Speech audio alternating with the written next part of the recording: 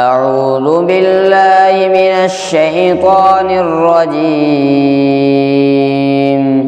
بسم الله الرحمن الرحيم. يا أيها المزمل قم الليل إلا قليلا نصفه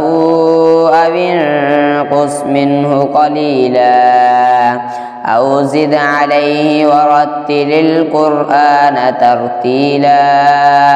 إنا سنلقي عليك قولا ثقيلا إن ناشئة الليل هي أشد وطئا وأقوم قيلا إن لك في النهار سبحا طويلا واذكر اسم ربك وتبتل إليه تبتيلا رب المشرق والمغرب لا إله إلا هو فاتخذه وكيلا واصبر على ما يقولون واهجرهم هجرا جميلا وذرني والمكذبين أولي النعمة ومهلهم قليلا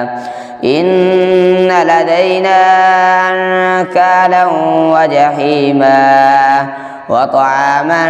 ذا غصة وعذابا أليما يوم ترجف الأرض والجبال وكانت الجبال كثيبا مهيلا إنا أرسلنا إليكم رسولا شاهدا عليكم كما أرسلنا إلى فرعون رسولا فعصى فرعون الرسول فأخذناه أخذا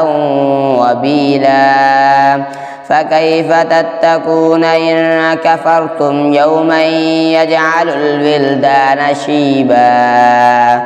السماء منفطر به كان وعده مفعولا إن هذه تذكرة فمن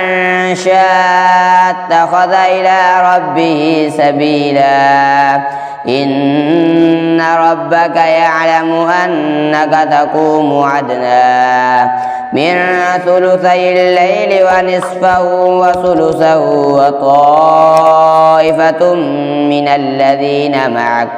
والله يقدر الليل والنهار علم أن لن تحصوه فتاب عليكم فاقرؤوا ما تيسر من القرآن علم أن سيكون منكم مرضى آخرون يقاتلون في سبيل الله فاقرؤوا ما تيسر منه وأقيموا الصلاة وآتوا الزكاة وأقرضوا الله قرضا حسنا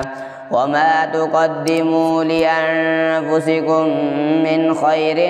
تجدوه عند الله هو خيرا وأعظم أجرا واستغفروا الله إن الله غفور رحيم.